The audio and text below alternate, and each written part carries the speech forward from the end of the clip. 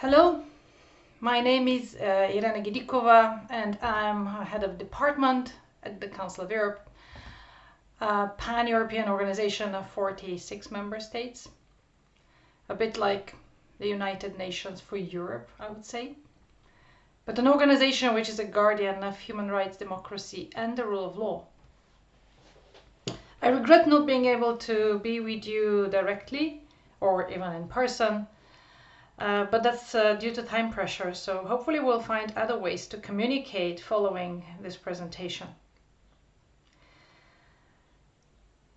The Council of Europe, as I said, has not only many member states, but also a very diverse workforce. We are originating from all of the 46 member states and many others, in fact. And we think of national origin as a proxy for cultural diversity. And clearly there is plenty of it in my daily working life.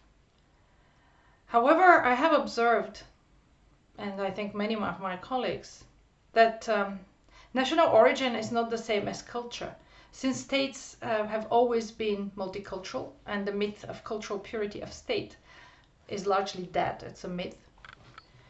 And because in daily life, cultural difference matters only if we choose to perceive people and their actions through a cultural lens. And this means often adopting cultural stereotypes and using them to label behaviors. And there are many, many other lenses through which we can choose to perceive and interact with people. So avoiding cultural essentialism in the work of an international organization, but also in the work of public policy, which will be the main focus of my discussion today, is really key. Because cultural essentialism is very not unhelpful and it's very unjust. So when making public policy, we need to be aware of our own prejudice and our biases. We need to seek to avoid them, the automatic association of nations with cultures and cultures with particular behaviors or outlooks.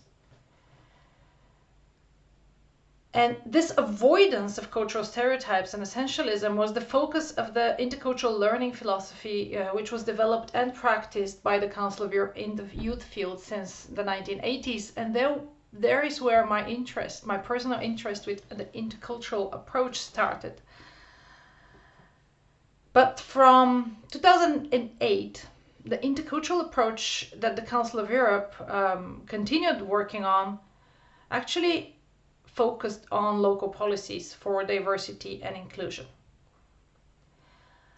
It promotes not just the avoidance of essentialism, but also an understanding of diversity advantage, meaning the benefit that comes with accepting everyone with their unique blend of cultural characteristics, their personal situations, their values, their beliefs, their knowledge, and their identity. When I launched the Intercultural Cities program back in 2008, the concept of interculturality was focusing primarily on ways in which local institutions, organizations, and even the design of public space can foster dialogue across difference.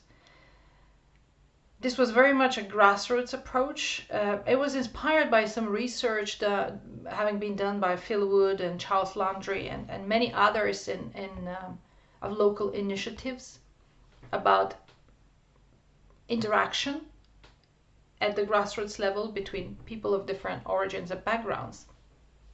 It was very much inspired by activities in the cultural field, meaning arts, and the role of art and heritage professionals and mediators of intercultural understanding.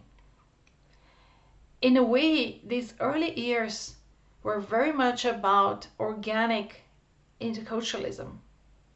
Interculturalism as a grown of professional experience and professional reflection, particularly in the field of culture, as I said. With time, and as many cities across the globe joined the Intercultural Cities program and movement, because there are now over 150 cities on all continents engaged with us in that adventure, the focus shifted to interculturalism as a dimension of public policies. And in that sense, it focuses on three interconnected goals: to encourage the local community to embrace diversity in a positive way, to ensure genuine equality and non-discrimination, and to foster interaction as a method of achieving these goals. Historically, it has not been the role of public authorities to interfere with the shaping of relations and perceptions between people, at least ostensibly, because of course there's always been things like public discourse, propaganda even, and this has always happened in the policy domain, but publicly speaking and explicitly, this has not been the goal of public policies. So with the increased frustration in the beginning of the 21st century, with the pitfalls of integration policies, with the lack of long-term and sustainable success in building really inclusive and cohesive societies, we set it as our goal, together with the cities that we started working with, the first pioneering cities, to imagine and codify interculturalism as a tool across the policy fields at the local level, from housing to economic development to transport, even to public safety, the provision of services, of course in the fields of sport and arts, and etc., etc. So evolving from that grassroots first understanding of interculturalism, our approach has evolved towards interculturalism as a lens through which policies are conceived. And in a nutshell, that understanding includes the following aspects. First, public policies are intercultural if they enable genuine equality and if they combat discrimination. For instance, in accessing housing or jobs. Secondly, policies are intercultural if they encourage the diversification of spaces and institutions, from the city council to the school board, teachers' body across the city, social workers, and even company staff, private business. And this is based on the notion of diversity advantage. The main arguments for diversification are not simply equity arguments, they're also arguments of diversity advantage. And diversity advantage is a central idea for intercultural policies, as it allows to use motivation and arguments not just based on human rights concerns, but also from the point of view of the entire society. So we avoid the losers and winners dynamics and dilemmas that are often associated with public policy. When schools or enterprises, sport clubs, or the police forces are more diverse and more inclusive, they work better and for everyone. And this has been proven by research and by practice. The third dimension of intercultural policies is meaningful interaction. Policies should bring people together. This is the contact theory in practice. And they should bring people together not only by fighting segregation in the physical space, but also by actively seeking opportunities for breaking down barriers between people through public debates or various initiatives and actions.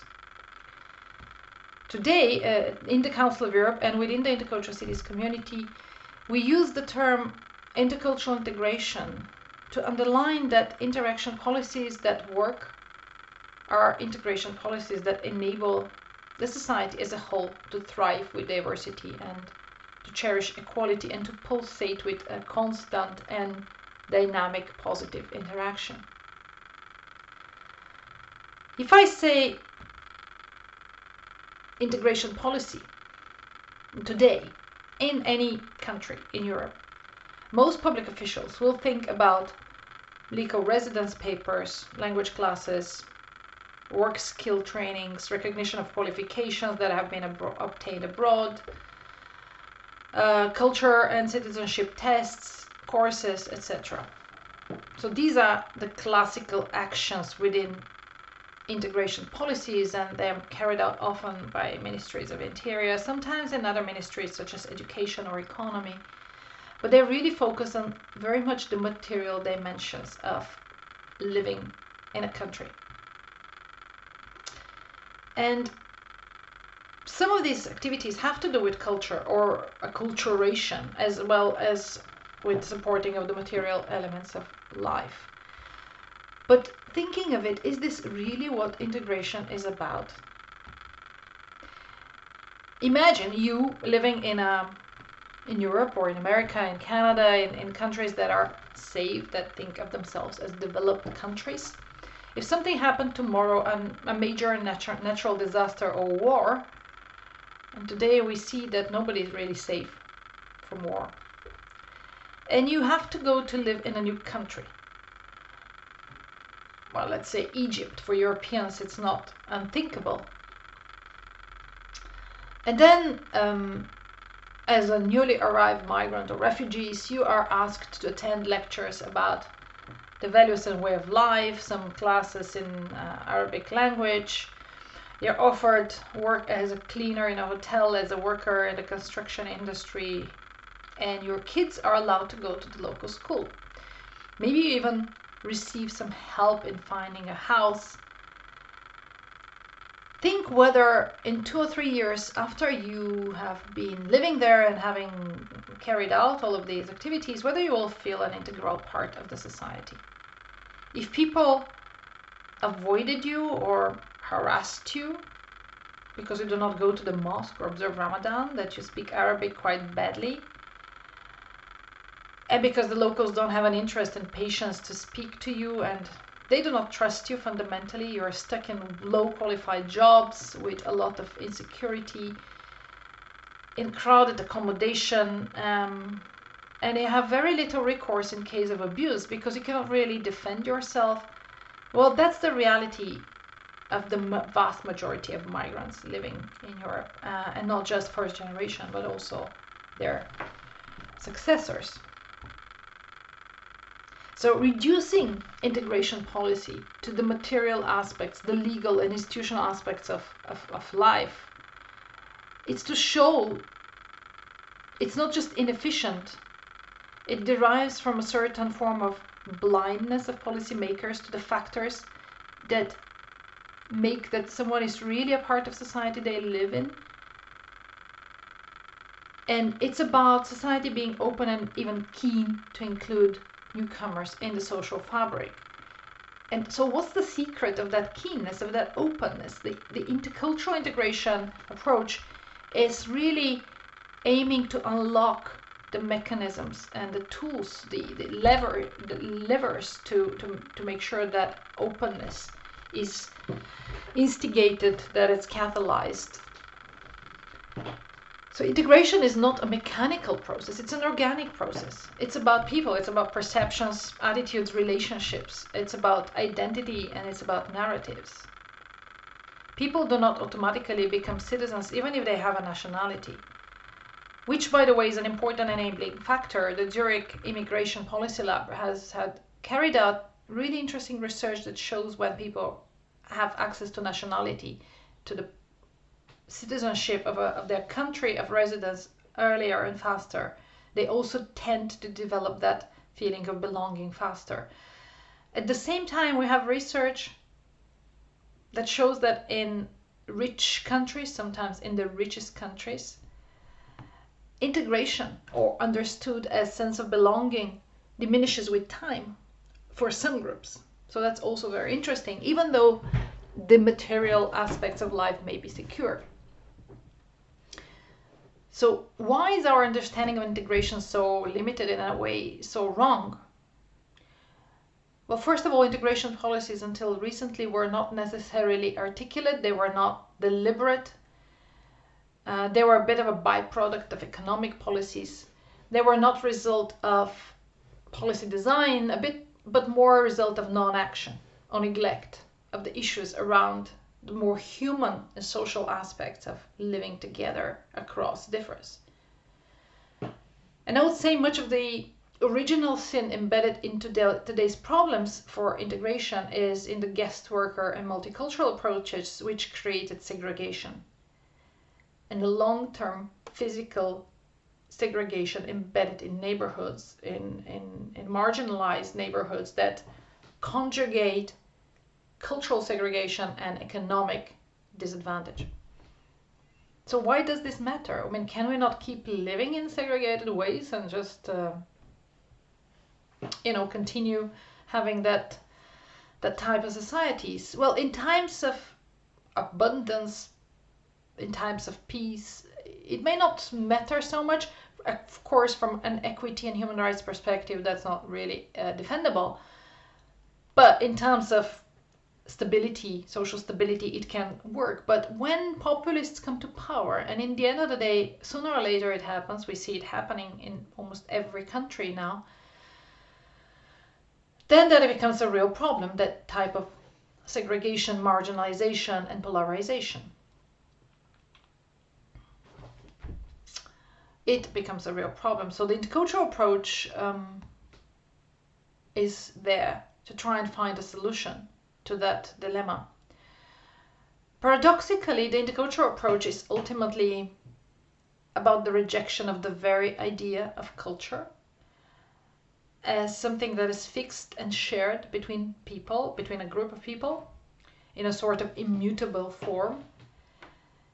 In fine, the understanding of culture in the intercultural integration approach, the brand of it that the Intercultural Cities program of the Council of Europe has been promoting, is as a particular personal blend of characteristics. In thinking of culture as a personal and not as a collective feature, the right to cultural identity becomes possible as a human right, because human rights are always individual and not collective.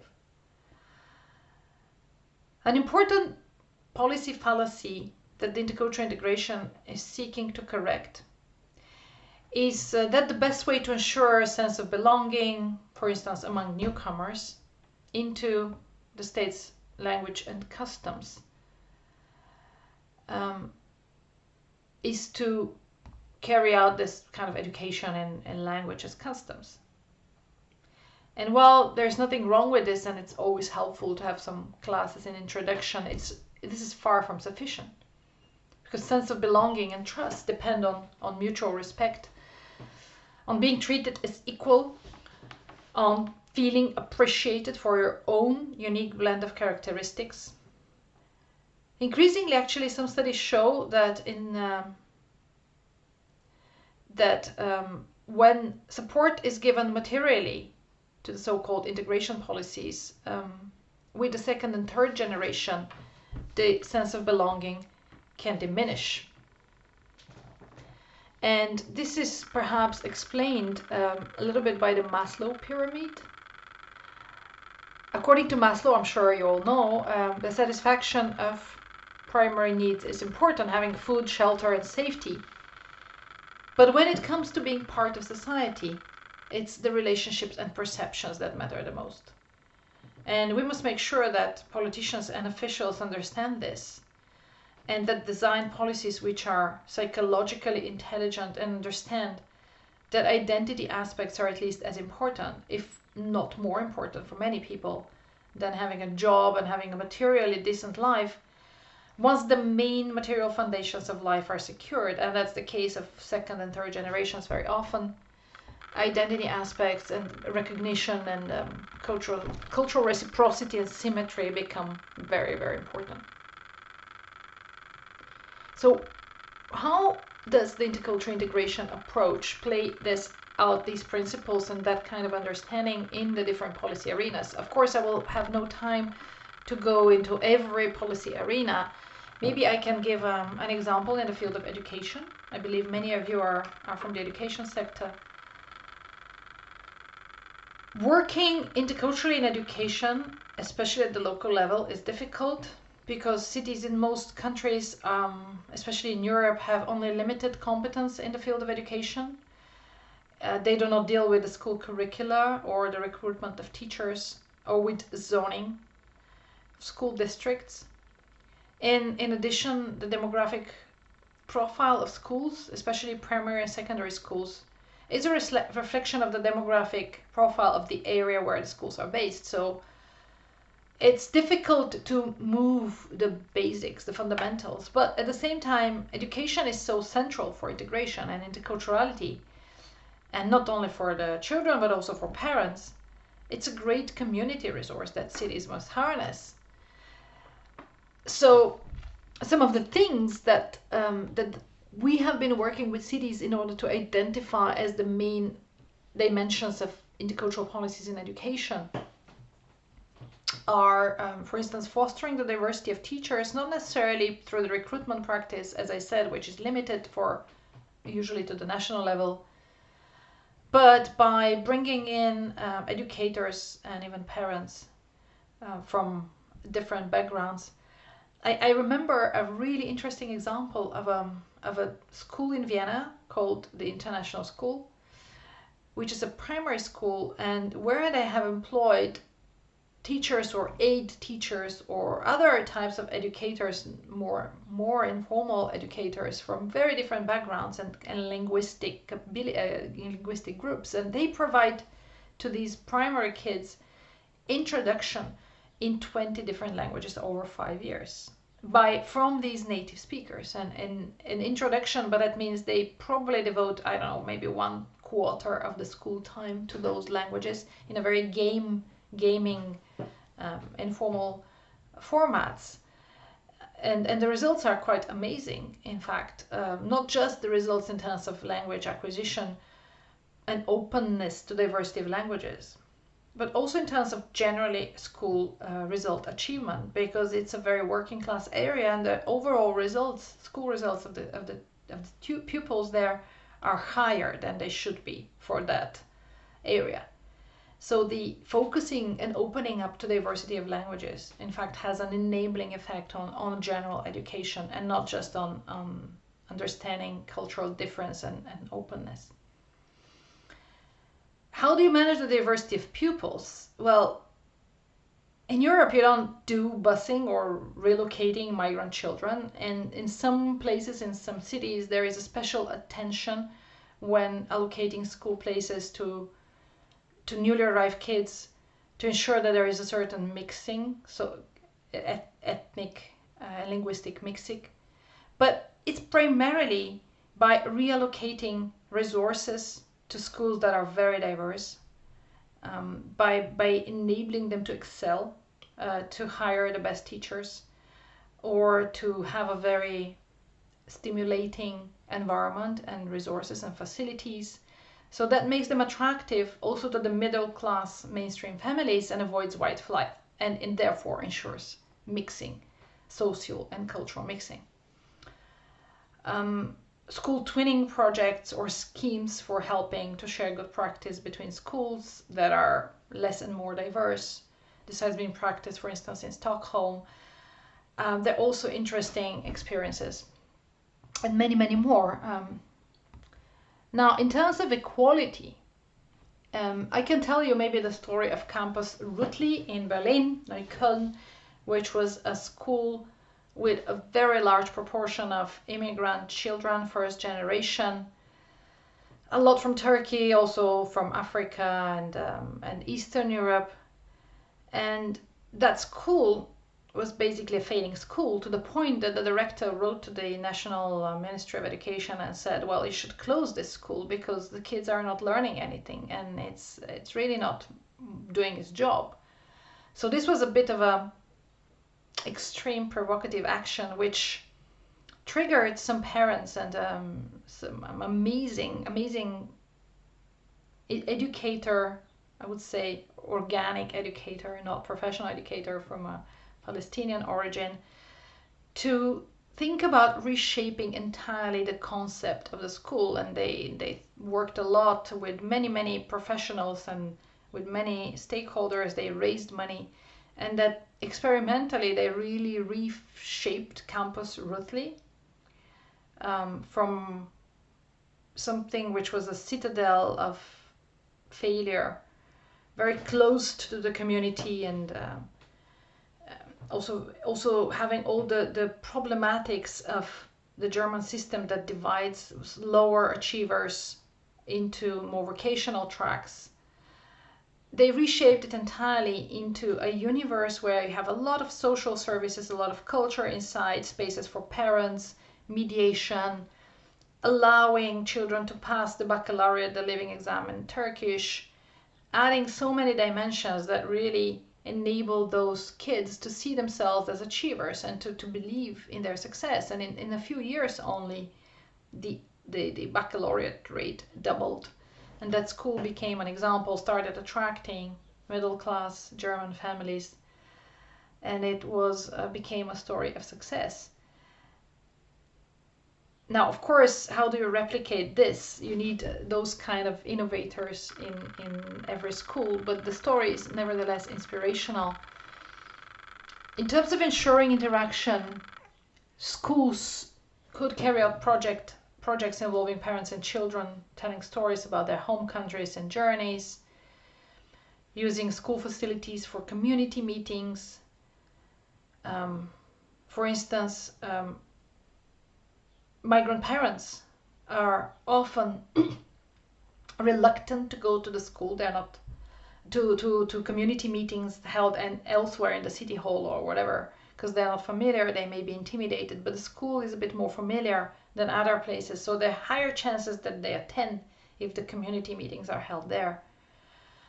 Supporting parents as educators, as partners in the educational process is essential. And again, how do you go through the barriers? There's a very interesting example. For instance, in Bergen in Norway, the schools were sending postcards inviting parents to school teachers meetings or to some events, because postcards being open are not so scary as a letter, which can look very official, and some parents do not even want to open because they're afraid what to find inside. Or something even more creative, in Swansea in the UK, at school had a gym which was opened to the parents as well. So it was also a way to break down the barriers and brings the schools, the parents, especially the mothers, into the school, and then from there communicate with the teachers and establish a rapport. And you have many other examples for newcomers, how in Barcelona preschool reception activities are organized during the summer break for newcomers, just to introduce the kids into the area, into the facilities, and enable them to participate afterwards in the school life without so many barriers. And this is always very much about the inclusive education approach, which we have been studying and practicing in relation to Roma children. Now, I'll stop here with the examples. There's more and much more examples and all kinds of tools and methodologies and city profiles, and to be found on the Intercultural Cities website. Intercultural Cities is a growing global community and a coalition which is shifting national policies too. The Council of Europe, being an intergovernmental organization, it's adopting, with the participation of cities and with their advocacy, very progressive standards, international standards about interculturalism in national policies. I hope that some of you will be interested in all this and you will join us and become Intercultural Cities ambassadors. And I hope to see you somewhere soon.